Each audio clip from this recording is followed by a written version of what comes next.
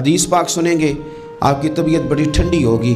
میرے نبی پاک صلی اللہ تعالیٰ علیہ وسلم ارشاد فرماتے ہیں کہ جو بندہ سوال سے بچنا چاہے گا، ارادہ کرے گا اللہ میں نے کسی سے نہیں مانگنا، فرمایا جو سوال سے بچنا چاہے گا رب اسے سوال سے بچا لے گا۔ اور جو لوگوں سے بے نیاز ہونا چاہے گا، کہے گا یا اللہ مجھے دنیا داروں کا محتاج نہ بناؤ، اپنی بارگاہ سے عطا فرما۔ جو لوگوں سے بے نیاز ہونا چاہے گا اللہ لوگوں سے بے نیاز کر دے گا۔ اور فرمایا جو صبر کا ارادہ کرے گا اللہ اسے صبر کی توفیق بھی عطا فرما دے گا۔ ارادہ تو کرے، پروگرام تو بنائے، توفیق تو اللہ دے گا۔ جو صبر کا ارادہ کرے گا اللہ صبر کی توفیق بھی عطا کر دے گا۔